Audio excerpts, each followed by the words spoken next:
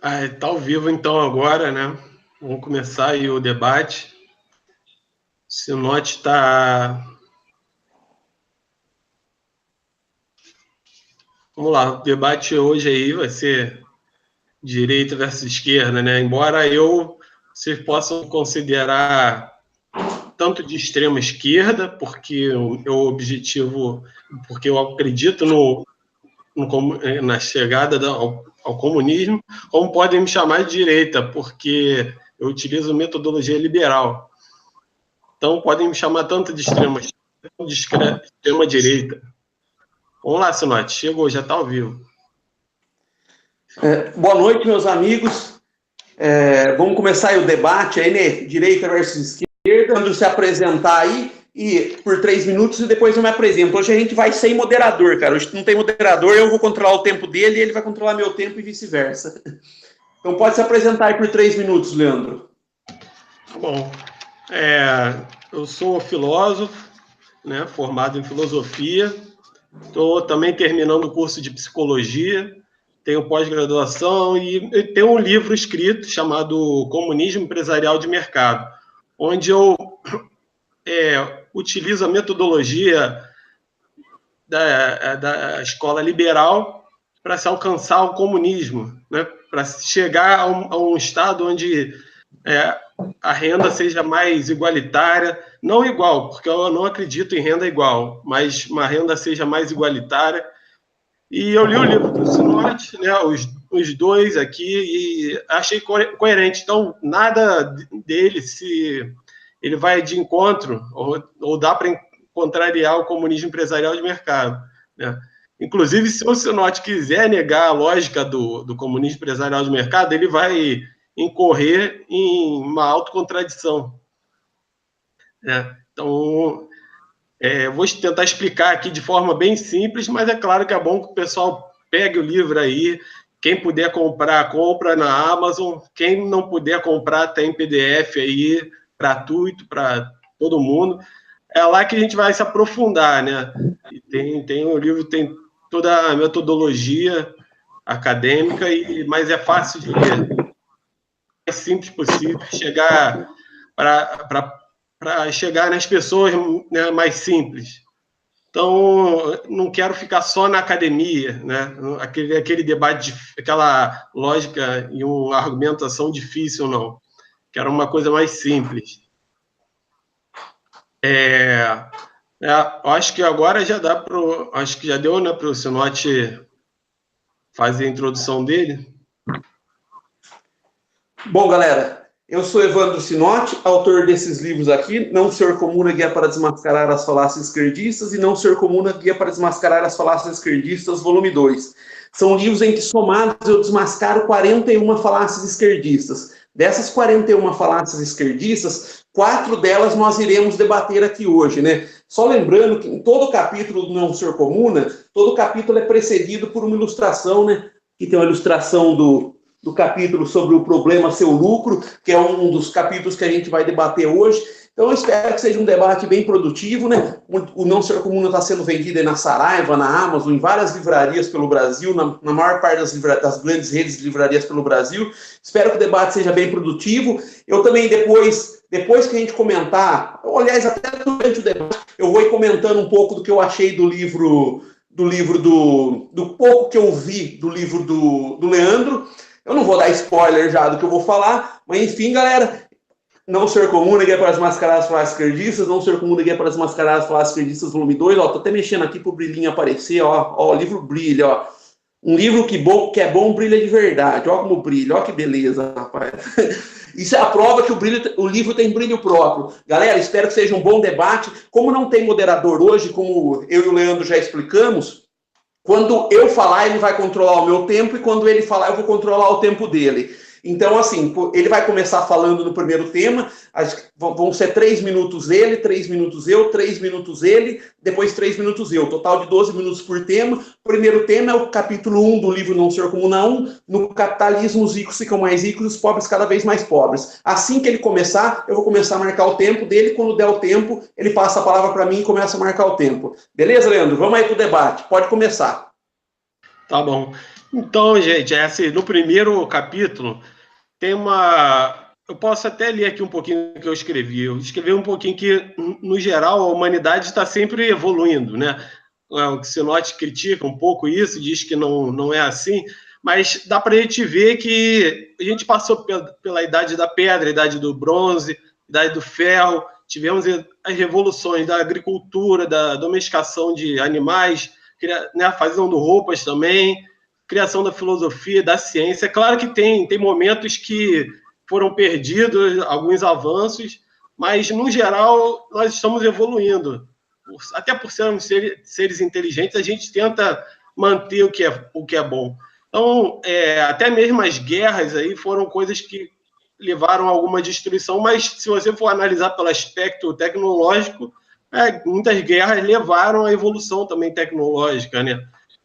Se nós temos satélite hoje, deve-se aí a Segunda Guerra lá, onde foram lançados o V1 e o V2, depois foi... Então, isso daí tudo o Sinote sabe bem, né, que está se formando em história. Então, o capitalismo gerou muitos avanços, e isso até o Karl Marx ele considerava que poderia acontecer. Só que nós precisamos de uma nova revolução. Por quê? Porque o marxismo, o Karl Marx escreveu no início da Revolução Industrial. Então, é um livro que está obsoleto, é um livro que é anacrônico, né? Ele tem esse problema. Ele era útil naquela época, tanto que a União Soviética conseguiu ser a segunda maior potência durante um tempo, mas depois começaram outras revoluções, acabou que ficou obsoleto. Começou os setores de serviço começaram a ser a maior parte do PIB, e várias outras questões aconteceram e levaram à perestroika, né? Então, não é só acúmulo capitalista também que os investimentos são possíveis. No comunismo empresarial de mercado, as empresas podem receber muito mais recursos e melhor produtividade do trabalho, né? Você imagina aí um investimento de 1 trilhão, que é a nossa base de carga tributária, quantas empresas nós poderíamos produzir e comprar. Então, mas como a metodologia do comunismo empresarial de mercado, eu vou ter que ir explicando aos poucos, para que se entenda que não é uma... Mas antes de entrar nisso, como já está acabando o tempo, eu só gostaria de falar que as castas têm um pouco disso, né? Como falou que não existe, não somos movidos em castas, só que podemos ver que os poderosos do Brasil são os coronéis, né? E podemos ver também que nenhum negro, por exemplo, é dono de uma grande empresa. Então, isso mostra que não está tendo tanta evolução na sociedade, né? Não está tendo essa ascensão do pobre. Bom, tempo esgotado aí seu, Leandro. Bom, vou começar com o meu tempo aqui agora. Bom, quem começou com essa papagaiada aqui no capitalismo, os ricos ficam cada vez mais ricos, os pobres cada vez mais pobres, foram Marx e Engels, né? Que disseram no Manifesto Comunista que o operário transforma-se no indigente, o pauperismo desenvolve-se ainda mais rápido que a população e a riqueza. O que é o pauperismo? A pobreza. Se desenvolve ainda mais que a população e a riqueza. Mas o Marx e Engels erraram fragorosamente. Por que erraram fragorosamente? Porque, na verdade, a economia aumentou numa velocidade muito maior do que o crescimento da população. Ou seja, o que isso fez? Isso fez jogar os salários para cima. Então, isso se repetiu não só na Inglaterra, que era tão pobre em épocas anteriores, e acabou se tornando, graças à Revolução Industrial, o país mais rico do século XIX. E essa prosperidade se repetiu em todos os países que forneceram condições para o capitalismo prosperar. O que são essas condições? Segurança jurídica, respeito à propriedade privada, estabilidade social, baixa tributação. Isso que o Leandro disse, por exemplo, que em todo lugar que o progresso é quase automático, isso não é verdade. Vários países evoluem assim que adotam práticas socialistas e intervencionistas no mercado. Está cheio de exemplos na história, como, por exemplo, a China comunista de Mao, a própria União Soviética teve um certo apogeu, mas depois que acabaram os incentivos econômicos para ter inovação, a União Soviética começou a colapsar. Enfim, E a gente também precisa lembrar que essa falácia de que no capitalismo os ricos ficam mais ricos e os pobres cada vez mais pobres, ela é desmentida até estatisticamente. Por quê? Porque em 1990, segundo o Banco Mundial, e o Banco Mundial tem uma tendência esquerdista, hein? Em 1990, segundo o Banco Mundial, 46% da população do mundo vivia na pobreza extrema. O que é viver na pobreza extrema? Viver com menos de US$ 1,90 por dia. 46% da população em 1990. Por que eu fiz esse recorte de 1990? Porque em 1990 foi a época da queda do Muro de Berlim, que vários países deixaram de ser socialistas, que mais países se curvaram ao capitalismo.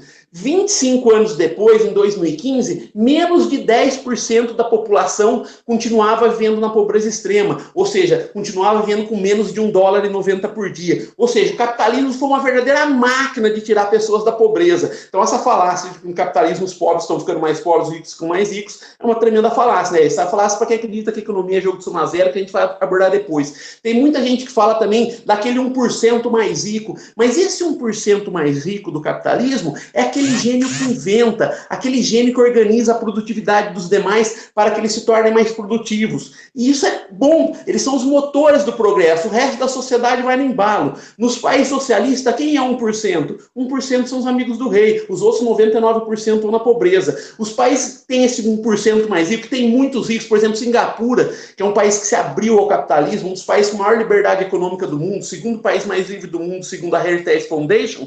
Singapura tem 10% da população de Singapura é milionária, é o país com mais milionários per capita do mundo. 10% da população tem patrimônio superior. Oi? Deu tempo aí. Beleza. Vamos lá? Pode falar. Pode falar? Tá. Assim, a questão do 1% aí, ela é muito interessante, porque parece que, quando você diz que a pobreza diminuiu, ela diminuiu. O capitalismo é capaz de fazer isso, de diminuir a pobreza. Porém, ele, ao mesmo tempo, ele leva a uma desigualdade muito grande. Isso o Paul Samuelson, né, que foi Prêmio Nobel de Economia, mostrou nos livros dele o que estava acontecendo. Que a partir que teve um tempo em que os Estados Unidos estavam desenvolvendo muito, só que com mais igualdade de renda, só que a partir de um certo momento, lá, década de 70 em diante, os Estados Unidos começou a ter uma crescente desigualdade de renda. E aqui no Brasil esse problema é ainda pior, porque como somos um país mais pobre, nós acabamos que leva a vários problemas sociais, leva a criminalidade excessiva que nós temos no Brasil, leva um pobre não pode ir no hospital, né? Não, no mesmo hospital que o rico. Então, e esses 1% aí, eles não chegam porque são gênios, não. Isso foi comprovado. Eu mesmo, por exemplo, tive alguns inventos, eu inventei um mecanismo para utilizar a arma de fogo, cada disparo e o GPS para mandar para uma central de controle da polícia. E eu não consegui, até hoje, o registro da patente, né? Já são quase 6 anos aí. Então, olha, o que acontece aqui no Brasil? Claro que isso é um problema da burocracia, mas é uma forma de você ver também que esse 1%, se você for olhar um estudo da uma universidade italiana, eles viram que a população que até hoje que é rica é a mesma que era desde o Renascimento, as mesmas famílias. Então, não mudou muito. Isso é mais fácil ainda de ver no Brasil, porque você pode olhar para a pessoa na Itália, você olha e todo mundo é igual, não dá para saber quem é que é desigual, quem não é, só estudando mesmo. Agora, aqui no Brasil, não. Aqui você vê, se o cara é negro, você sabe que ele é de uma classe baixa e nunca chega a ter uma grande empresa. Por quê? O negro não é genial? Qual o problema do negro? Tem tantos negros geniais quanto os brancos. Então, se fosse questão de ser genial, ser extremamente capaz, eles teriam negros também ricos, empresários ricos, né? Então, nós temos, na verdade, os coronéis, né? As famílias que descendem dos coronéis. Aqui no Brasil, a gente tem em vários estados, né? Eles dominam a política e dominam a economia dos seus estados também. Nós temos aí lá no Maranhão, Bahia, tem o ACM, Maranhão tem o Sarney, né? Você tem, em cada um dos estados, você tem uma pessoa que está controlando como castas, né? Diferente do que está aí no capítulo 1. Tem algumas castas que ocorrem aqui no Brasil, como ocorrem em qualquer país capitalista. Por isso, o nosso objetivo é chegar a um tempo esgotado. Bom, o Leandro disse que, em relação aos 1%, que esse 1% não tem mobilidade social, é só a gente pensar que aquele bilionário esquerdista chamado Jorge Soros, por exemplo, ele foi garçom. Ralph Lauren, que hoje tem a sua própria grife, ele foi balconista. Silvio Santos foi mascate, foi vendedor ambulante. Existe mobilidade social no capitalismo. Essa parada de que é uma sociedade de caça é cada vez mais furada. Claro que em alguns rincões do Brasil existe algum coronelismo, existe alguma perpetuação, mas enfim, isso tá dentro do que as pessoas que defendem a liberdade econômica defendem, que as pessoas tenham liberdade econômica até de transmitir a sua herança para os seus familiares. Isso está de acordo com a liberdade que a gente defende. A gente não acha que o Estado tem que se meter nisso daí. Então, assim, mas existe mobilidade social. Sociedade de caça é coisa da Índia, isso não existe no capitalismo. Sociedade de caça vai existir num país socialistas, por exemplo, que não vai ter mobilidade social. Aquelas pessoas mais pobres não têm como ascender socialmente, porque elas não têm liberdade econômica para empreender. Enfim, a gente também precisa lembrar, por exemplo, da China comunista, de 1949 a 1976, a China comunista sob Mao tinha, como eu disse, um PIB per capita de $111 em 1970. Aí, quando Mao Tse morreu em 1976, Deng Xiaoping assumiu o poder em 78, ele disse: enriquecer é glorioso, não importa a cor do gato, o que importa é que ele caça o rato. Qual que é o gato que caça o rato? É o capitalismo. Então a China continua sendo uma ditadura de partido único, o Partido Comunista Chinês, mas a China se curvou ao capitalismo. E o fato da China se curvando cada vez mais ao capitalismo, ainda que não tenha a segurança jurídica que a gente defende, né, respeito à propriedade privada que a gente defende, mas só de ter se curvado um pouco ao capitalismo, em 30 anos, 680 milhões de chineses saíram da pobreza extrema. Sabe que 680 milhões de chineses é metade da população do país, graças a se curvar ao capitalismo. E aquele PIB per capita que em 1970 era de $111, em 48 anos depois, hoje, quase meio século depois, hoje já está em mais de $8 mil. Ele foi multiplicado por quase 80 vezes. Olha o que o capitalismo fez com a China. Aliás, olha o que o comunismo de Mao Tse fez com a China, né? Que fez, como se diz, como eu disse, o progresso não é automático. As políticas comunistas de Mao, o grande salto adiante, a Revolução Cultural, o grande salto adiante, o que foi? Mao Tse, de 59 a 62, colocou os chineses em fazendas coletivas para 5 mil pessoas. Cada uma dessas fazendas coletivas tinha metas absurdas de produção de ferro. Eles tinham que derreter, às vezes, as próprias ferramentas para produzir a quantidade de ferro possível. Aí faltava ferramenta para plantar. Resultado, uma grande fome, morreram de fome em 3 anos, cerca de 20 milhões de pessoas. Então, é isso que o socialismo traz para as pessoas. Essa parada de que o progresso é automático, simplesmente vamos deixar acontecer, a humanidade vai progredir naturalmente, é uma tremenda falácia. Quem dá mais liberdade econômica progride mais. Quem não dá liberdade econômica pode até regredir. E ele falou em relação à desigualdade, né? Eu acho que o socialista prefere aqui, ó, todo mundo igualzinho aqui embaixo, ó, tá vendo? Tá vendo? Tudo igualzinho aqui embaixo, ó. Diferença aqui, ó. Entre o mais rico e o mais pobre aqui pequenininha. Em vez de, às vezes, ter uma diferença maior aqui no capitalismo, uma diferença maior aqui no capitalismo. O pobre tá aqui, o rico tá lá em cima. Uma puta diferença maior. Mas o pobre aqui no capitalismo, ele é muito mais rico que o pobre do socialismo. Então, existe desigualdade. Claro que existe. A desigualdade é inerente ao capitalismo. Quando alguém, por exemplo, criou a irrigação, ele criou desigualdade. Mas logo depois, o que aconteceu? As outras pessoas se beneficiaram também. Por quê? Porque mais bens foram produzidos graças à irrigação e as outras pessoas puderam copiar ele depois. Então, basicamente, o capitalismo ele traz essa prosperidade, traz a desigualdade, mas no bloco vai todo mundo crescendo junto. Países capitalistas. Terminou o tempo aí. Agora chegou o rapaz aí da moderação. Se você quiser... não tem necessidade. Acho que a gente está tocando bem, né? Dá para ir. Vamos desse jeito mesmo. Então, vamos lá. Bom, agora é o segundo tema. Agora é o segundo tema que você quer começar ou quer que eu comece? Você, né? Agora, você começa. Tá.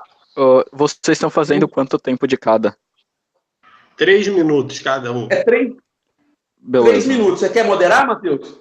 Pode ser. Tipo, tu vai começar agora, eu vou começar a contar das 21h21 até as 21h24. Fechou, Sinote? Só se lembra que tem os segundos aí também, né? Às vezes tá 21 e 21 e 21 Sim, e pode deixar. tá? Beleza? Então, Ok. o tema agora é economia de jogo de soma zero. Economia de jogo de soma zero é uma tremenda falácia esquerdista. Por que é uma tremenda falácia? Porque economia, o que é um jogo de soma zero? É bom a gente explicar primeiro. Um jogo de soma zero é aquele jogo que para alguém ganhar, alguém tem que perder. Por exemplo, se a gente for jogar pôquer aqui, eu vou dar esse exemplo. Eu, o Matheus e o Leandro, se cada um de nós apostar R$ 50, a única chance de eu ganhar os R$ 150 que estão em jogo é eles perderem os R$ 50 que eles apostaram. Isso é um jogo de soma zero. Mas a economia não é um jogo de soma zero. Se a economia fosse um jogo de soma zero, o PIB global seria estático. Ou seja, a quantidade de bens produzidos no país no planeta seria estática. Mas a gente sabe que isso não é verdade. Porque quem cria riqueza, quem monta uma empresa, cria riqueza onde antes não existia. Ou seja, ele aumenta a quantidade de bens e serviços à disposição da população. Então, a economia não é jogo de soma zero, nem aqui nem na China. Se a economia fosse jogo de soma zero, conforme tivesse o crescimento da população, as pessoas iam ser cada vez mais pobres, porque ia ter a mesma quantidade de bens para cada vez mais pessoas. Mas não é isso que acontece. A economia cresce, geralmente, sempre, principalmente nos países capitalistas, numa velocidade muito maior do que o crescimento da população. E o livre mercado propicia isso daí. Ele propicia que o bolo cada vez vai crescendo mais, crescendo mais, crescendo mais. Ele só para de crescer se o Estado começa a entrar no meio e ele pegar uma fatia cada vez maior, né? A gente precisa também lembrar, né, o que é riqueza. A riqueza é criada quando o ser humano mistura sua mão de obra na natureza e a partir daí ele produz alguma coisa, né? Ou seja, ele transforma alguma coisa em bem consumível, uma coisa que as pessoas passam a ter interesse. Às vezes os bens no estado da natureza, eles não são tão interessantes para o homem, né? Não são todos os bens no estado da natureza que são interessantes para o homem. Quando o homem mistura sua mão de obra na natureza, ele incrementa, ele aumenta a quantidade de bens à disposição da população. Então não é justo também a gente dizer que quando alguém ficar rico, ele ficou rico explorando alguém, porque não é assim que funciona. É como eu disse, quando alguém cria uma riqueza, quando alguém monta uma empresa, ele cria riqueza onde não existia nada. Ele vai gerar mais bens e serviços à disposição da população. Quem que ganha com isso? Principalmente os mais pobres, que quanto mais bens são produzidos, mais os pobres passam a ter acesso a esses bens. Os ricos têm mais facilidade de acesso aos bens. Por que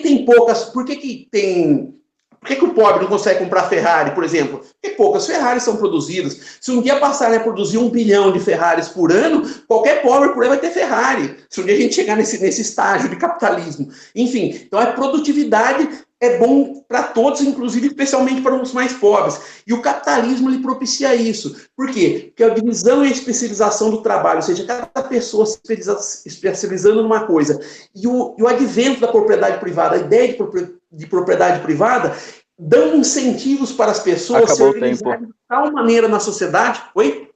Acabou o tempo. Tá, vai lá. Então, eu queria fazer aqui 2 perguntas para o senhor responder só com sim ou não, 2 perguntas simples. Primeiro, você acredita na lógica liberal? E na economia? Na lógica da economia, na lógica liberal? Eu acredito na liberdade econômica da pessoa empreender ou trabalhar para quem ela quiser. Sim, a lógica liberal, praticamente. Segundo, você acredita que as grandes empresas são benéficas porque trazem grande produtividade, né, e riqueza para o país, e além de empregos também? Você concorda, né? Eu concordo que a pequena empresa, a média empresa e a grande empresa, todas elas geram prosperidade, porque todas elas produzem bens. Quanto mais bens estão produzidos, melhor. Então, você está aí seguindo essa lógica, então entra a lógica do comunismo empresarial de mercado, onde o país começa a criar empresas, comprar empresas de forma igual a capitalista. Então, você tem A igual a A, vamos lá. A empresa capitalista é A, e nós criamos uma empresa, ou compramos uma, igual a A, idêntica. Então, nós temos 2 empresas idênticas, só que uma delas, o retorno vai para o dono, né? Parte do lucro vai para o dono, e a outra, a do comunismo empresarial, todo o lucro dela volta para a empresa. o Estado não se mete, o governo não se mete na empresa, elas são empresas autônomas, funcionando idênticas a capitalistas. Então, com isso, a gente consegue, com essas duas respostas que você me deu, a gente consegue, no mercado, criar grandes empresas que geram mais produtividade que a capitalista, geram mais riqueza e ao mesmo tempo, diminui a desigualdade, porque não está indo a riqueza para um cara. E, ao mesmo tempo, aumenta também o investimento na economia. A economia vai melhorar muito, porque você imagina, 40% de impostos que nós temos no PIB, bota tudo isso em criação de empresas, a gente pode comprar aí a Volkswagen, né, que é inclusive, em pouco tempo a gente pode comprar as maiores indústrias do mundo e colocar tudo aqui no Brasil para trabalhar aqui, né, como a China tem feito aí. A gente pode trazer, por exemplo, a Volkswagen é a dona da Lamborghini, é dona de um monte de outras empresas. A gente pode comprar todas essas, a gente pode produzir aqui no Brasil e de forma mais produtiva, né? Então, isso é baseado na lógica, e na lógica do mercado. Nós vamos colocar nessas indústrias pessoas Acabou teu tempo, Leandro. Pessoas do mercado. Então, é diferente do atual. Leandro, acabou teu tempo. Bom, o Leandro falou do comunismo empresarial de mercado e eu vou falar o que eu penso a respeito do que eu li, do que eu vi nos vídeos dele de comunismo empresarial de mercado. Meu amigo, você me desculpa, mas isso é um autêntico samba do crioulo doido. É uma tremenda coxa de retalhos que sequer deve ser eficiente. Eu vou explicar por quê. No comunismo empresarial de mercado, Leandro, os lucros não ficam para os patrões. Ou seja... No comunismo empresarial de mercado, Leandro, ao contrário das cooperativas, o lucro também não fica para os funcionários. No comunismo empresarial do mercado do Leandro, os lucros seriam totalmente reinvestidos. Isso aí, Leandro, despreza uma coisa muito importante. O ser humano responde positivamente a incentivos, Leandro. Sem o patrão ter incentivo para ficar com uma parte dos lucros e sem os empregados tendo incentivo para ficar com uma parte, com o desenvolvimento da empresa, para também ficar com uma parte dos lucros ou para ter seus salários aumentados, enfim, não tem incentivo para crescimento econômico. Basicamente, isso acaba caindo quase num sistema soviético aí, daquelas empresas estatais. Por mais que você cite alguma diferença, ou seja, o comunismo empresarial de mercado do Leandro, ele não leva em conta certas coisas relevantes para o ser humano. Foi por isso que, por exemplo, a União Soviética estagnou e foi pouco inventiva. Tinha a partir da década de 60, principalmente, porque não tinha incentivos econômicos para as pessoas prosperarem. Ele também disse, o Leandro, eu vi numa live dele, que o Estado investiria nessas empresas. Então, vamos começar, vamos também botar o pingo nos is. Comunismo empresarial de mercado. Bom, comunismo, segundo Marx, comunismo prega uma ausência de Estado. Se ele diz que o Estado investiria nas empresas, até o nome já está errado. Então, o nome já está errado. Não é comunismo, porque tem Estado investindo nas empresas. Ele disse também que o Estado cobra 40% de carga tributária, cobra 40% de imposto às pessoas. E isso poderia ser investido na criação dessas empresas. Só que o que o Leandro se esquece, voltando que não pode chamar de comunismo, seria socialismo de mercado. Mas enfim, socialismo de mercado, sei lá que nome teria. Mas ele esquece que esses 40%, essa carga tributária brasileira, já está sendo insuficiente para o Estado pagar as próprias despesas primárias. O que são as despesas primárias? São custeios com a máquina pública, são pagamento de aposentadoria, salário de funcionários, investimentos em saúde e educação. O que o Estado está arrecadando com os impostos, Leandro, já é insuficiente para pagar as próprias despesas primárias, ou seja, a gente já está aumentando a dívida pública. Então, desses 40%, não sobraria um centavo para investir nisso que você está falando, Leandro. Então, assim, todo o seu modelo, assim, ele é uma coxa de retalhos que não tem lógica nenhuma. Acabou o tempo. Basicamente... Oi? Já acabou o tempo. Tá.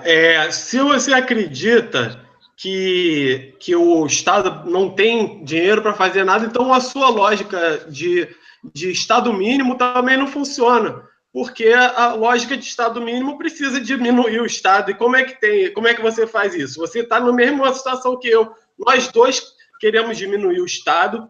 Eu quero chegar a um comunismo, diminuir Estado, só que você sabe que investimento é diferente de despesa.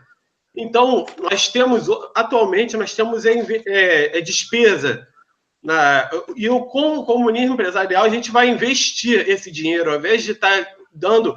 Por que nós temos essa despesa toda? Porque todos os países capitalistas, após a Revolução Industrial, passaram a ter uma briga enorme por causa da desigualdade e eles começaram a adotar medidas sociais. E aí o Brasil também começou a adotar medidas sociais. Isso daí atenuou a desigualdade, fez com que os países começassem a crescer mais, até porque as pessoas começaram a ganhar um pouco de melhor de distribuição. Mas no comunismo empresarial é um sistema novo. Então, eu quero que as pessoas leiam para entender, porque não dá para entender... Na psicologia, a gente aprende que os modelos mentais fazem com que a gente não consiga entender outras ideias se não tiver com a mente muito aberta. Então, eu espero que as pessoas leiam para poder entender. E precisa de um tempo, precisa de ler mais de uma vez, porque senão as pessoas estão num modelo mental que ainda não é o modelo ideal. Nós precisamos de mudança. Todo mundo sabe que o Brasil precisa de mudança. O mundo inteiro precisa mudar. O capitalismo ele é a segunda melhor. A melhor, eu posso dizer, que é o comunismo empresarial, que é a evolução natural do capitalismo, onde o capitalismo estratifica as classes, né? E já no comunismo empresarial, ao contrário do que ele falou lá no início, no comunismo empresarial, o empregado tem exatamente os mesmos incentivos que no capitalismo. Como eu falei, A igual a A, é empresa idêntica à capitalista. Então, os administradores, como o Paul Samuelson mostra, os administradores das grandes empresas hoje já são administradores profissionais. E no comunismo empresarial do mercado é igual. Administradores são profissionais. Deu prejuízo? Muda o administrador. Está dando lucro? Mantém o administrador. É simples. E com isso a gente vai conseguindo ter investimento, ter tecnologia nacional, porque senão o Brasil nunca vai sair desse terceiro mundo que nós vivemos, porque acabou os outros países já estão muito à frente. Bom, agora o terceiro tema. O terceiro tema deixa eu ver aqui, lembrar aqui qual que é o terceiro tema. Ô, Sinote, tu não quer aumentar o tempo para 5 minutos? Não achas que fica melhor? A gente pode aumentar para 4. Acho que 5 fica também meio maçante para quem assiste, né? Vamos aumentar para 4. 4. Pode ser, Leandro? Tá sendo... Assim, a gente tá correndo contra o tempo, mas dá para dar alguma coisa, a gente consegue aí pegar. Fechou. 4 minutos, então. Fechou. Beleza. Agora o tema é mais-valia, que na verdade que é das falácias que eu desmascaro não ser comum na 1, é o empresário capitalista explora o trabalhador ao se apossar da mais-valia dele. Eu digo que é uma falácia, e esse tema o Leandro que começa.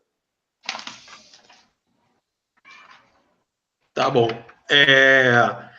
A questão da mais-valia, eu concordo que ela não funciona, né? Como eu disse no início, o Karl Marx ele começou a escrever na época do início da Revolução Industrial. Então, a mais-valia ela era um pouco coerente, porque não tinha o preço não era subjetivo como é hoje, né? Como é pregado pelo mainstream hoje, atualmente. O preço era bem mesmo matéria bruta lá. Então, o que acontece? Eu concordo com o Sinote aí. A mais-valia não funciona. Mas a lógica da exploração continua existindo, mesmo num sistema com preço subjetivo. O empresário ele explora quando a relação é uma tal que um trabalha e o outro apenas lucra, né? Então, os grandes donos de grandes empresas e de grandes fortunas não precisam trabalhar, ele já tem os funcionários que trabalham para ele.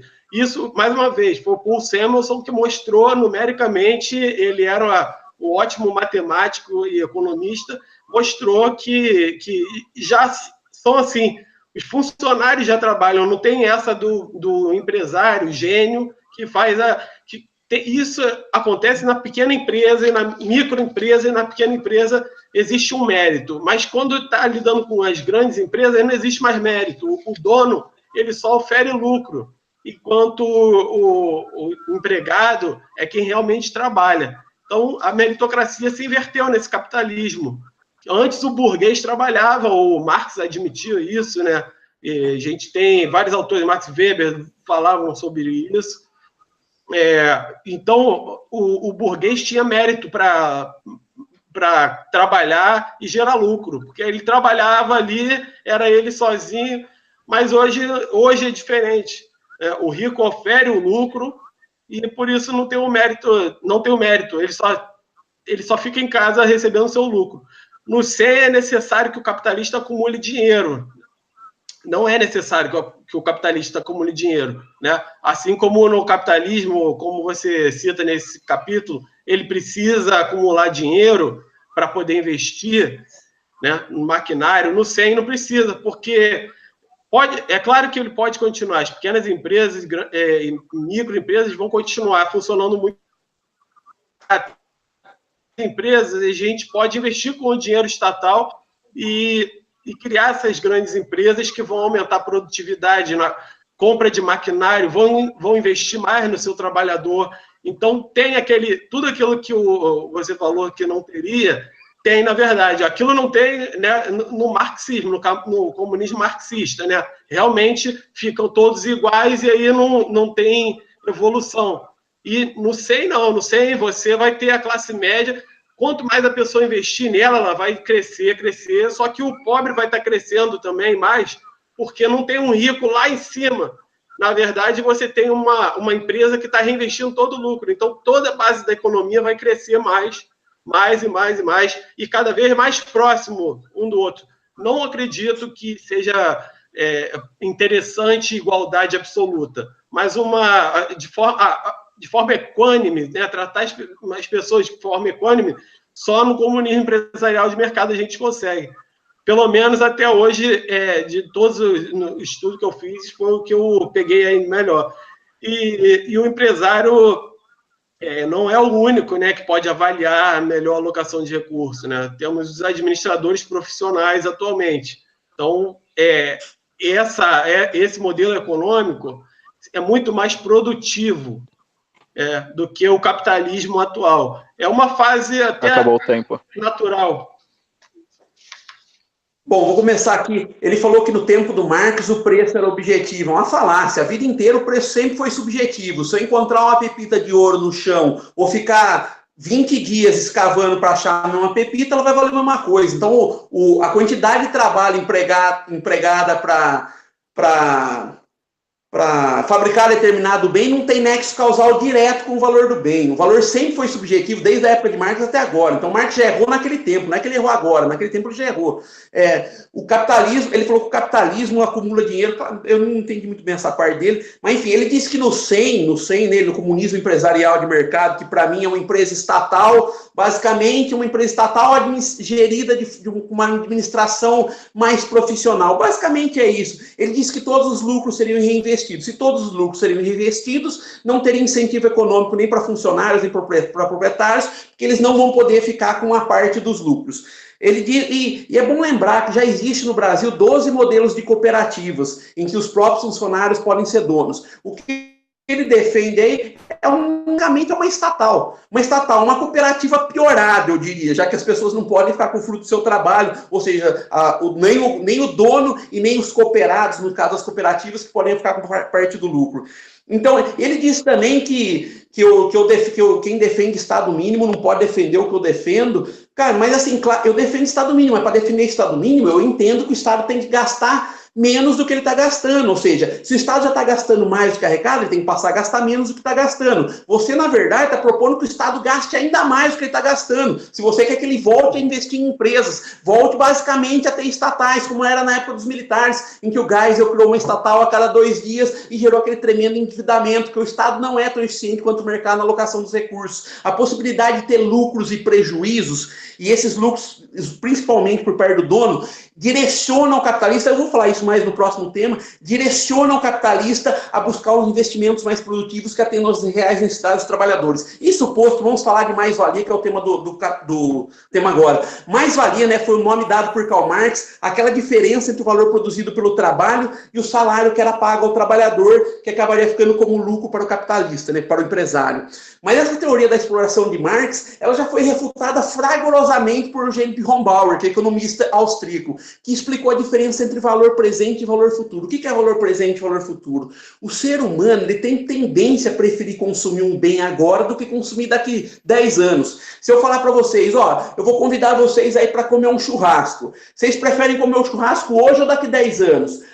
A imensa maioria das pessoas vai preferir comer o churrasco hoje. Mas o capitalista é aquele cara que muitas vezes vai contra essa lógica. O que ele faz? Ele se abstém de consumir tudo que ele ganha no tempo presente. Ele não sai gastando tudo que ele ganha. Ele não sai consumindo, fazendo viagem. Não, ele decide poupar. E ao poupar, graças a essa poupança, ele consegue acumular capital e com esse capital ele consegue comprar máquinas, equipamentos, consegue montar fábricas modernas. E são essas fábricas modernas que tornam mais produtiva a mão de obra do trabalhador. 100 operários trabalhando numa fábrica com as mais modernas máquinas e equipamentos vão ser muito mais produtivos que 100 artesãos que trabalham individualmente.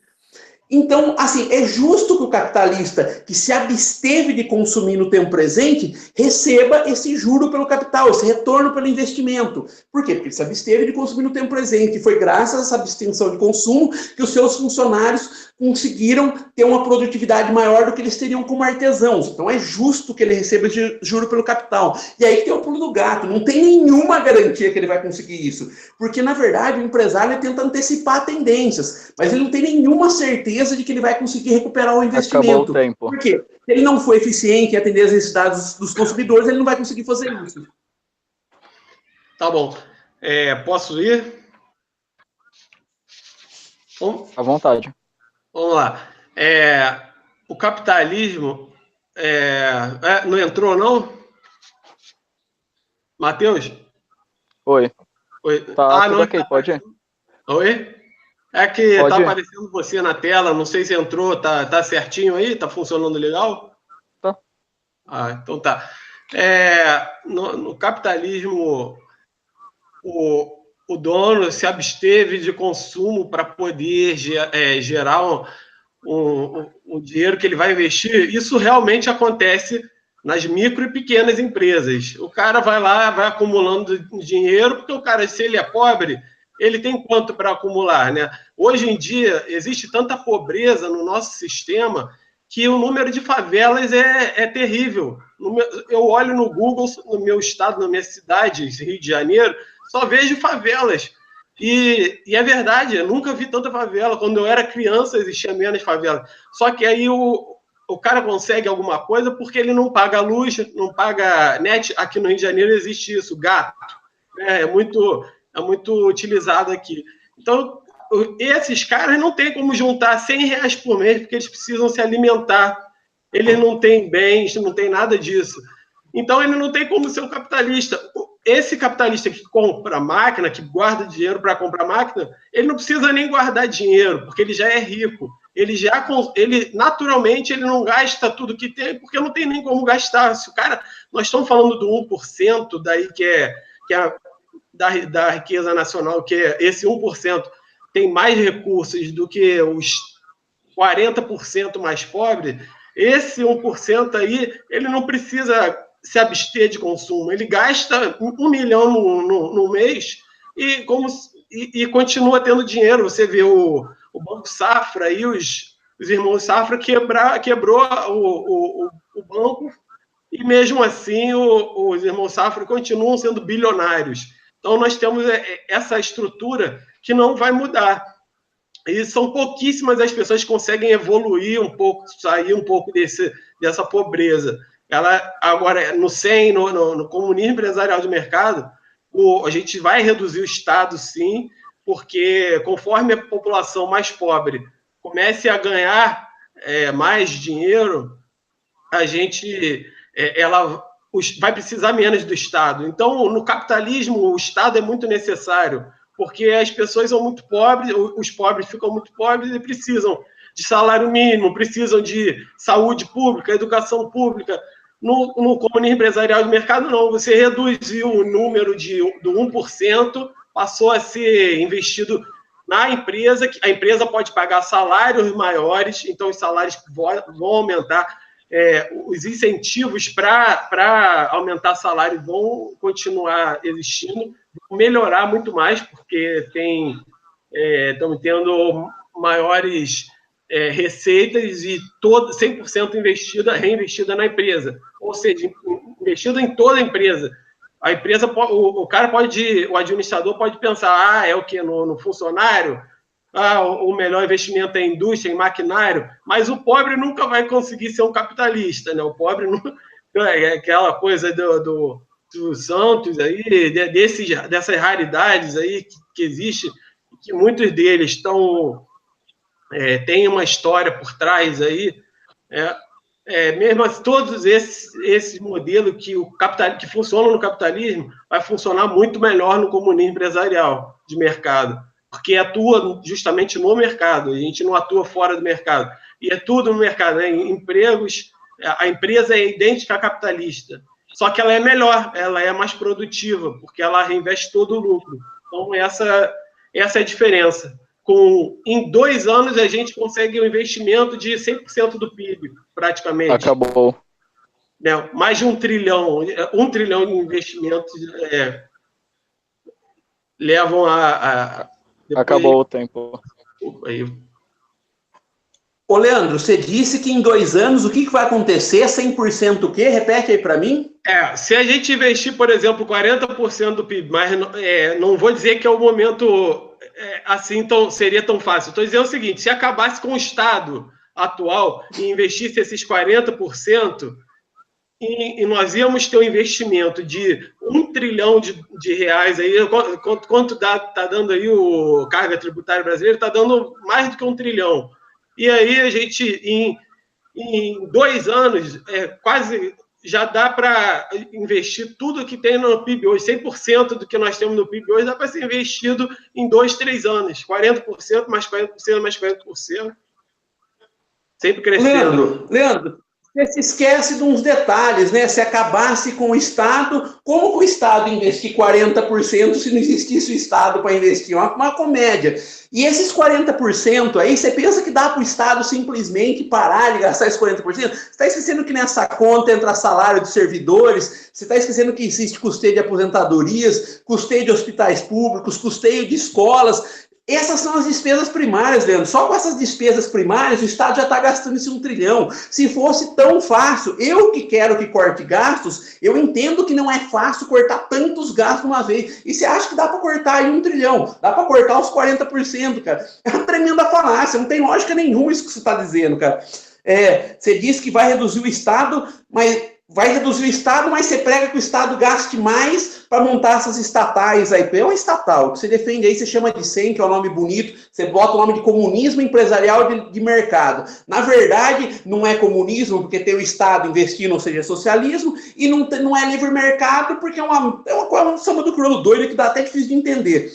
Você diz também que o sucesso do capitalista, o capitalista já tem dinheiro, vai ter dinheiro sempre. Meu amigo, o sucesso passado do capitalista não é nenhuma garantia de sucesso futuro. Tá cheio de gente aí que quebrou e perdeu tudo no capitalismo, cara. Sucesso passado, você vê aquelas grandes redes, Mapping, lembra do Mapping, que é mais antigo, como eu lembro do Mapping. Quem diria que o Mapping ia quebrar, quebrou. Não existe garantia que ninguém vai quebrar. Se o cara não continuar satisfazendo as necessidades dos consumidores, ele vai passar a quebrar, sim. E o capitalista é aquele cara que muitas vezes bota quase tudo que ele tem na reta e às vezes até mais. Às vezes ele se endivida, ele faz financiamentos para continuar prosperando. O capitalista é aquele cara que tem visão, como eu disse, são os motores do progresso. Também é bom lembrar que o que impede os socialistas, os esquerdistas, de acumularem um pouco de capital e se juntarem a outros esquerdistas para montar uma empresa... Deixa eu completar. O que impede de acumular um pouquinho de capital para montar uma empresa cooperativa? No Brasil, existem 12 modelos de cooperativa que são permitidos por lei. Então já é permitido um esquerdista montar uma cooperativa, juntar outros esquerdistas, basta fazer que nem o capitalista faz, se abstém de consumir tudo que ganha, junta o capital de aquele monte de esquerdistas, monta aquela empresa cooperada lá, aí você pode chamar lá de 100, pode chamar de cooperativa, pode reinvestir tudo o lucro, pode pegar o lucro, eu não me incomodo você fazer isso com o seu dinheiro, não com o meu, com o seu, o meu não. Com o seu, você pode fazer isso, não me incomoda. Então, no nosso capitalismo, a gente permite aos socialistas, aos esquerdistas, viver do jeito que eles acham melhor. No regime socialista, seria permitido a mim empreender e ficar com o fruto do meu trabalho, empregar pessoas, ou trabalhar de empregado para alguém? Seria permitido? Não, porque você tem que ser funcionário do Estado. Então, já é permitido no capitalismo, o socialista já tem liberdade de ver do jeito que ele acha melhor, de viver naqueles coletivos fora do eixo, igual o Beiço lá, esqueci o nome dele, já é permitido. A gente precisa lembrar que no capitalismo os empregadores são protegidos da coação dos empregados, porque tem outros empregados que eles podem contratar, os empregados são protegidos da coação dos empregadores, porque tem outros empregadores para que eles podem trabalhar, os consumidores são protegidos da ação de empresários inescrupulosos, porque tem vários outros empreendedores que eles podem comprar, e a gente também precisa lembrar que qualquer um é livre para empreender por conta própria também, ninguém precisa trabalhar para ninguém. Eu falei, e tanto você pode montar cooperativa, tanto você pode empreender por conta própria, quanto juntar outras pessoas que pensam como você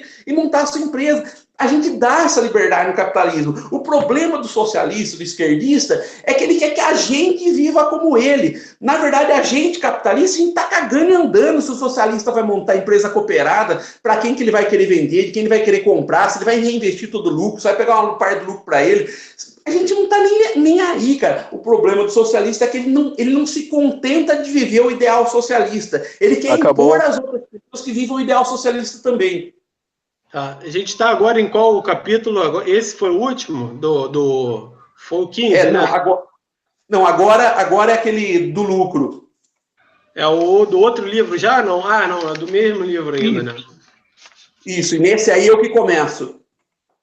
Tá ok. Por mim pode começar. Bom, beleza. Muitos esquerdistas dizem que o problema é o lucro, o problema da economia é o lucro, os empresários só pensam no lucro.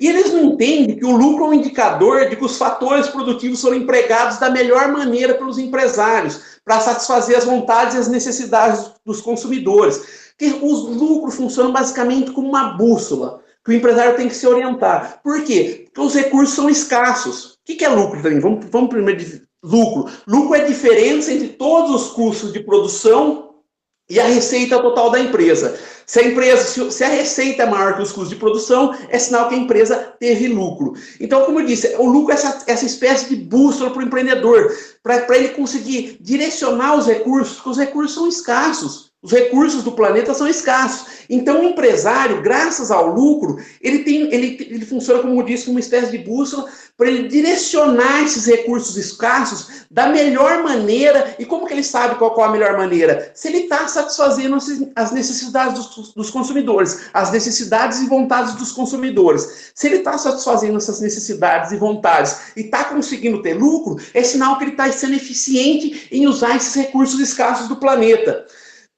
Nesse sistema aí, graças ao lucro, todos ganham, né? Porque o empresário, quando vende um produto para o consumidor, ele ganha. Por quê? Porque ele valorizou mais o dinheiro do consumidor do que a mercadoria dele, que ele vendeu essa mercadoria para o consumidor. E o consumidor também ganha, porque valorizou mais a mercadoria do que o próprio dinheiro, ou seja, ele deu o dinheiro em troca daquela mercadoria.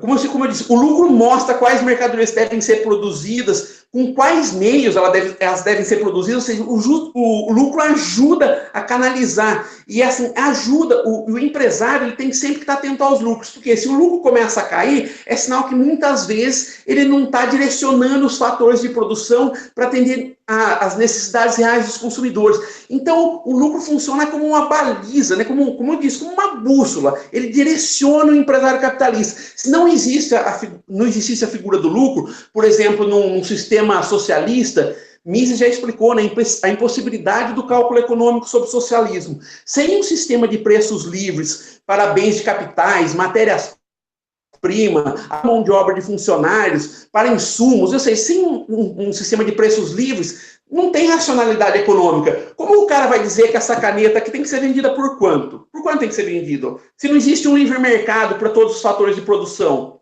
Não tem racionalidade econômica. O cara vai chutar um valor X, mas é o livre mercado, graças ao sistema de lucros, de prejuízos, graças à concorrência, você vai direcionando os fatores de produção, graças ao valor ser subjetivo. Como o valor é subjetivo, o que é o valor subjetivo? O mercado, todo mercado consumidor, indo atrás dos seus próprios interesses, ele acaba determinando para o empresário quanto ele pode vender por esse determinado produto. Ou seja, se ele vender por R$100 essa caneta, ele não vai vender. Se ele vender por R$50, ele não vai vender. Se ele vender por R$5, provavelmente ele vai vender. Então, assim, o sistema de lucros e prejuízos, ele orienta o empresário na busca. Ele traz racionalidade econômica, basicamente. Era tudo que a União Soviética, por exemplo, não tinha racionalidade econômica. Você não sabe o que produzir, você não sabe o que as pessoas realmente estão demandando, quando não tem essa racionalidade econômica. Claro também que, é bom também deixar claro, né? Não é porque o empresário vai em busca do lucro que ele tem direito de fazer qualquer coisa. Ele tem, claro que ele tem que ter, para o lucro ser, vamos dizer assim, moralmente aceito, ele tem uma responsabilidade social. O que é essa responsabilidade social? Ele tem que produzir, mantendo a sustentabilidade do planeta, tem que dar condições dignas e salubres para os seus funcionários. Enfim, ele tem uma série de coisas que ele deve fazer para essa atividade lucrativa. Então, eu não sei porque que o meu rosto não está aparecendo ali, está aparecendo só o do Sinote, mas vamos lá. Tudo isso que o Sinote falou, eu concordo. Então, eu não discordo, porque é a lógica liberal, e é a lógica que nós utilizamos no comunismo empresarial de mercado, é a lógica liberal, que é baseada no mercado, e nossas empresas são de mercado, elas são idênticas à capitalista. Só que a diferença é que ela é melhor do que a capitalista, ela supera a capitalista porque ela reinveste todo o lucro, enquanto a capitalista não, ela tira lucro para ele. E você pode ver aí que até o sistema de estatais, como foi citado antes aí, brasileiro, que é um sistema ruim, não é o modelo do SEM, o sistema brasileiro conseguiu fazer empresas aí que são algumas das maiores empresas. Até Singapura, lá que você comentou, tem grandes empresas públicas que funcionam, todos os grandes países, os países todos lá a Suécia, a Noruega, Finlândia, todos têm empresa pública que funciona. Só que a diferença é que o nosso sistema, o comunismo empresarial de mercado, é muito superior a todas essas, porque vai reinvestir todo o lucro e vamos fazer o bolo crescer, né, como você diz. Fazer o bolo crescer, só que com mais meritocracia do que hoje, né? Que o capitalista, que é o dono do capital, que é diferente dos pobres, né? Os pobres não podem montar sua cooperativa porque cada um ganha, o que sobra do salário é R$100, o cara não vai juntar com mais 1.000 pessoas, não consegue. Mas o imposto, você já paga o imposto, né? Então, nós já utilizamos essa lógica de impostos aí. Então, não tem muito como correr. Já temos isso no país e vem de outras gerações, não temos muito como correr disso. O Estado mínimo que você busca só diminui igualmente como o meu, só que no meu modelo, o Estado mínimo ele é mais rápido, chega mais rápido, porque como o Estado mínimo para o capitalismo, ele precisa de medidas sociais, uma série de medidas sociais, senão os miseráveis não conseguem sobreviver e não conseguem comprar também, não entram no sistema. E no comunismo empresarial de mercado, na verdade, quem lucra mais, né, são todas as pessoas, né? Desde o administrador da empresa, quanto dos menores empregados.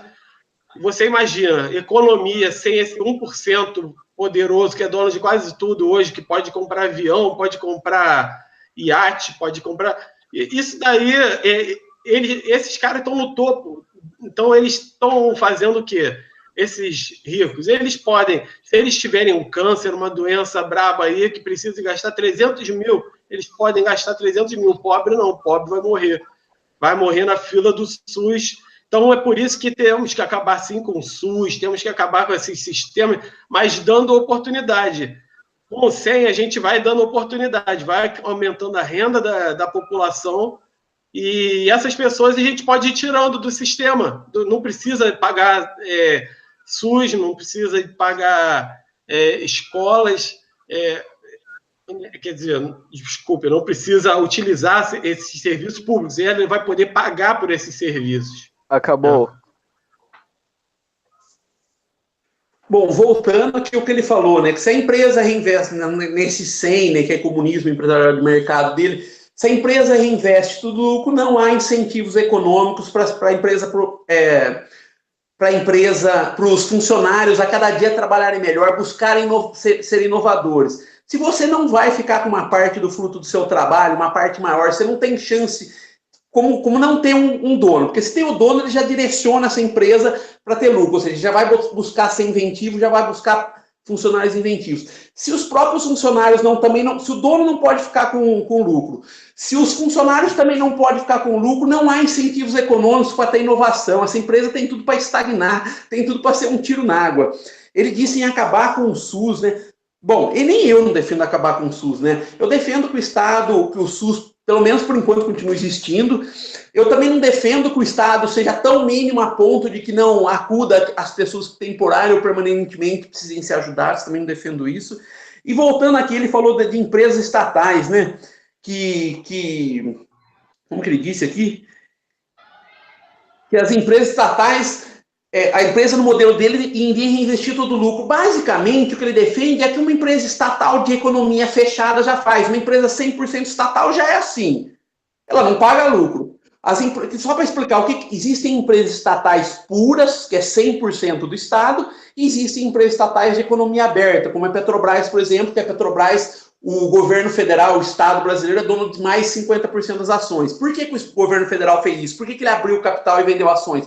Porque em algum momento ele precisava investir na empresa, em vez de endividar a empresa ou cobrar mais impostos da população, ele simplesmente, entre aspas, vendeu uma parte da empresa, ou seja, vendeu uma parte das ações para as empresas, abriu o capital, as pessoas compraram essas ações, com esse dinheiro da venda, a Petrobras investiu esse dinheiro na própria empresa para aumentar a capacidade produtiva da empresa. É por isso que o Estado vai para a Bolsa de Valores, por isso que o Estado abre o capital de algumas empresas, como abriu da Petrobras, do Banco do Brasil, de algumas outras estatais. Então, só para explicar, nas empresas estatais puras, por exemplo, a Caixa Econômica Federal é uma empresa estatal pura, só para citar um exemplo. O Banco do Brasil não é uma empresa de capital aberto. Nas empresas estatais puras, em tese, o Estado já investe todo o valor ganho. Por quê? Porque não tem um dono e o dinheiro do lucro também não vai para os funcionários, pelo menos em tese. Claro que às vezes pode até ir, mas em tese não vai, na lógica não vai.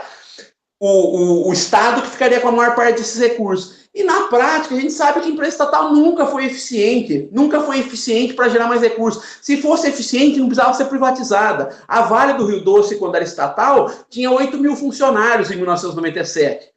15 anos depois, a Vale do Rio Doce tinha 40 mil funcionários. A capacidade produtiva da Vale foi aumentada em 5 vezes. E graças a isso também, a Vale do Rio Doce passou a pagar mais impostos para o governo.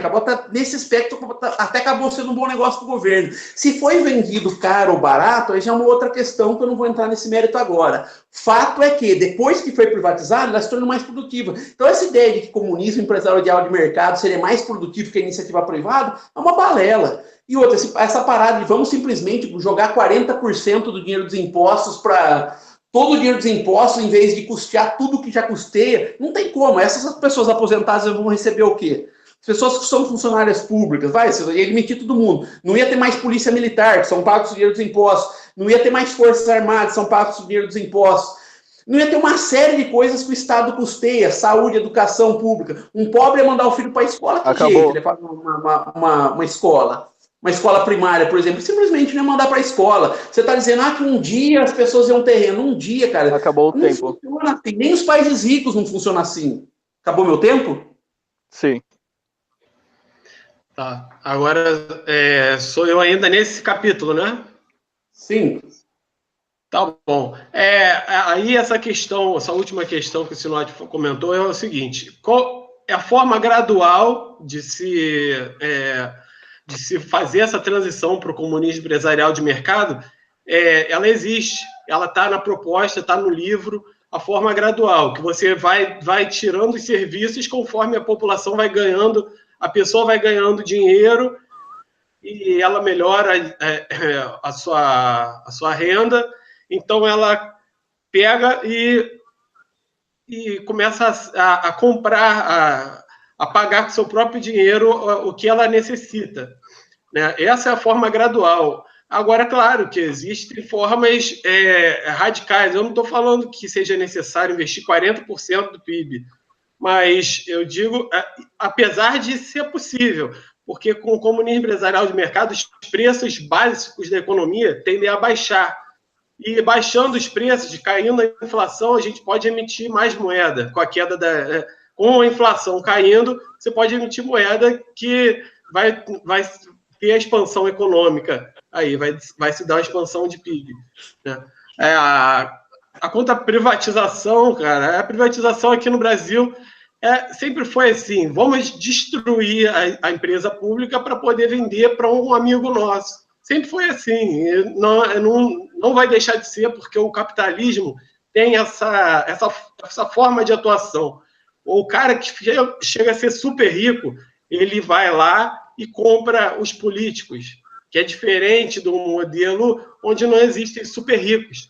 Então, onde existe o super rico, ele vai e ele se alia ao Estado e forma os seus monopólios, seus oligopólios, apesar de que monopólio e oligopólio não dependem do Estado, tá bom? Eles também eles surgem também naturalmente no capitalismo, né? Então, e a empresa pública, como ele comentou, aqui no Brasil não podemos dizer que a empresa pública atual é igual à do SEM. A do comunismo empresarial de mercado é muito superior, porque ela reinveste o lucro e aí ela aumenta, a pessoa pode pagar salários maiores, o administrador pode pagar salários maiores para os funcionários, tem esse incentivo, sim, e a lógica do mercado continua. Só que é claro que essas empresas vão tender a superar as capitalistas. Só que as atuais, as SA, seja a Petrobras, ou seja as empresas públicas, as empresas públicas no Brasil retiram dinheiro das empresas para pagar o custeio de outras operações, que não tem nada a ver com a empresa. Então, tem um problema da ingerência política. Eu não estou falando em uma empresa pública igual a atual, estou falando em uma empresa pública idêntica à capitalista, só que com a diferença que reinveste todo o lucro. Então, a empresa pública, o problema dessa empresa pública atual é esse: tem ingerência política, você coloca um cara que não sabe nada daquilo para ser o administrador só porque você é o político que está no poder. Você é o político que está no poder, você coloca alguém para administrar a Petrobras, a Eletrobras. Agora, todas essas grandes obras, é importante ficar claro, foram feitas pelo Estado, porque o capital não tem interesse. Tanto as grandes transformações tecnológicas só foram possíveis porque o Estado investiu. Por exemplo, no Brasil nós temos a Itaipu, nós temos as usinas nucleares. Nos Estados Unidos, hoje nós temos celular. Por quê? Porque o país, o Estado investiu em foguete. E a Rússia estava investindo nos satélites. Estados Acabou Unidos... o tempo. Beleza, mas a gente volta nisso aí depois. Bom, acabou os temas do debate. Agora a gente vai para as considerações finais. Você quer que eu fale primeiro? Tem o do outro livro. É esse aqui que a gente acabou de debater. Não, esse foi o capítulo 9. Então, é esse, o capítulo 9 do livro 2. Não, esse que a gente debateu agora foi do livro 1, né? Não, o capítulo do lucro é do livro 2. Já debatemos 3 do livro 1, foram os 3 primeiros temas. Tá. Eu que peguei aqui a minha guia errada, mas tá tudo bem, vamos lá. Então, agora a gente vai para as considerações finais. Você quer falar primeiro ou quer que eu fale primeiro? Pode falar primeiro. Pode falar, que eu ainda estou aqui me enrolado aqui. Tá, ou vocês querem que eu aumente o tempo para as considerações finais? Não, 4 minutos acho que tá bom, viu, Matheus? Tá bom. Beleza. Bom, eu ia fazer mais considerações finais, mas eu vou dar uma palhinha em relação às coisas que ele falou aí. Ele falou que as empresas estatais prosperam e ficam gigantescas. Ele esquece que toda empresa estatal usou dinheiro dos impostos. Usando o dinheiro dos impostos, enfiando um caminhão de dinheiro em estatal, qualquer empresa, em algum grau, ela vai crescer mesmo. Isso não quer dizer que ela vai ser eficiente, porque ela não precisa ser eficiente. Ela simplesmente usa o dinheiro dos impostos. Ela não tem a lógica, a lógica econômica dos lucros e prejuízos. A empresa estatal sempre vai ser alimentada pelo dinheiro do Estado. Claro que ela vai crescer em algum estado, em algum estágio, né? E ele também disse que... E é bom também a gente lembrar, né? Ele falou assim, de escândalos de corrupção. Um jeito de diminuir a corrupção, Leandro, é privatizando cada vez mais. Quanto mais empresas forem privatizadas, menos vai ter empresas para serem em focos de corrupção. Porque empresa privatizada não existe corrupção. Se alguém roubar, meter a mão, que vai ter prejuízo ao dono, isso não é corrupção. Não tem o Estado no meio, não é considerado corrupção. Então, assim, é só privatizar que a gente diminui esse problema e ajuda a reduzir um pouco a dívida pública do Estado também, com isso daí. Bom, galera, eu acho que já deixei bem claro aqui meus posicionamentos, né? O Leandro também acho que já deixou bem claro os deles. Eu queria agradecer ao Matheus, queria agradecer ao Leandro. Eu sou Evandro Sinotti, autor desses livros aqui, Não Senhor Comuna, Guia para Desmascarar as Falácias Esquerdistas. Os livros que brilham. Os livros são tão bons que eles brilham. Olha que beleza, cara. Eu fico olhando para esse brilhinho aqui, eu quase estou apaixonado. Ó, brilha para cá, brilha para lá. Olha, rapaz, que beleza, rapaz. Então, nesses livros aqui, 41 falácias esquerdistas são desmascaradas. Lembrando que todo capítulo é precedido por uma ilustração, né? Aqui o capítulo do protecionismo, né? Que o protecionismo é bom para os países. Sempre o título do capítulo é uma falácia que eu desmascaro no capítulo, né? Na verdade, o protecionismo não é bom para os países, o protecionismo só vai ser bom para as pessoas que acham que a escassez é melhor do que a abundância, ou seja, que você não puder comprar de quem você quiser, independente do lugar do planeta que essa pessoa estiver, é melhor ter mais escassez, ou seja, ter menos acesso a bens e serviços, do que ter abundância, que é poder comprar e vender para quem você quiser, independente do lugar que essa pessoa está no planeta. Então, galera, é isso aí, né? Voltando aí, Evandro Sinotti, autor desses livros Não Ser Comum, Ninguém para Desmascarar as Falácias Esquerdistas, volume 1 e 2. Espero que vocês tenham gostado aí do debate. Terça-feira, só para deixar avisado aí a galera, eu vou entrevistar um libertário anarcapitalista, o Alexandre Porto, às 8 horas da noite, aqui nesse mesmo canal. Então, galera que estiver vendo aí o debate, gosta do debate, sempre faço debates aqui, vou sempre procurar fazer uma entrevista por semana agora no canal. Inscrevam-se no canal, ativem o sininho. E eu só tenho uma coisa para dizer aqui, minha última palavra: 18-0. Ô, Leandro, obrigado, Leandro, obrigado, Matheus. Depois eu vou sair daqui, porque depois que o Leandro acabar, eu vou ter que desligar lá na sala, no computador. Eu estou aqui em outro cômodo aqui da casa, falando no celular, vou ter que desligar lá. Um abraço para vocês que nos assistiram. Tamo junto aí, galera. Abraço. Valeu, Sinotti.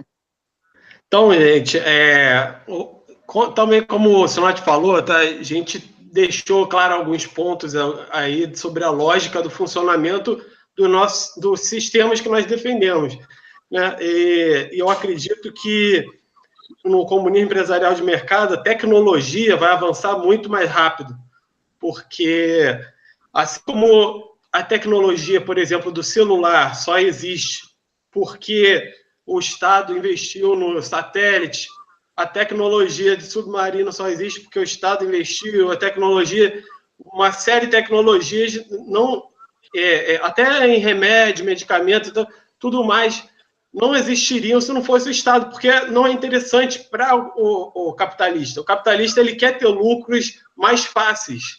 Então, depois o Estado vem, investe, cria uma tecnologia nova, como o computador, a ARPANET, né, que foi a base da internet, os computadores foram também investimento estatal que surgiu. Então, todas essas atuações aí do Estado na economia geraram grandes revoluções. Então, por isso que o capitalismo hoje não é o mesmo do liberalismo que os Estados Unidos teve no século XIX. Então, o capitalismo hoje já é um capitalismo praticamente de Estado, né? Agora, que não são sistemas que eu gosto. Agora, já que o Sinotti vai falar com o Porto, fica aí um desafio também para o Porto falar comigo um pouquinho.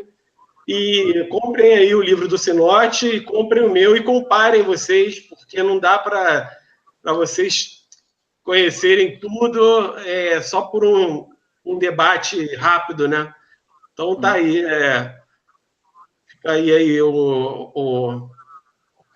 essa questão fica aí aberta aí para vocês pegarem um livro. O meu tá em PDF, tem gratuito, tem pago na Amazon para quem puder pagar. E é isso aí, galera. Obrigado aí, Leandro, Matheus. Obrigado, Scott. Valeu. Essa aí eu acho que o Scott perdeu, hein? Tô brincando. Eu não acredito nisso, nessa coisa de. Eu acho que o bom é levar para as pessoas poderem decidir por si próprias o que elas querem. Ô, Leandro, É. põe daí quando você postar o vídeo, bota o link da venda do teu livro na Amazon, bota os links dos livros do Sinote, Eu vou bota o pedir link para o que tem Sinote PDF. colocar. Eu vou pedir para o Sinote colocar, que vai ficar no canal dele. Vou pedir Isso para ele aí. colocar. Ótimo debate, pessoal, foi bem produtivo. É isso aí. Obrigado, Leandro. Obrigado, Sinote. Próxima vítima é o Alexandre Porto. E é isso aí. Pode finalizar, Leandro. Ô, Sinote, pode fechar aí. Acho que ele já sumiu. Ah, é que ele foi na outra sala para fechar lá. Parece que está aberto lá.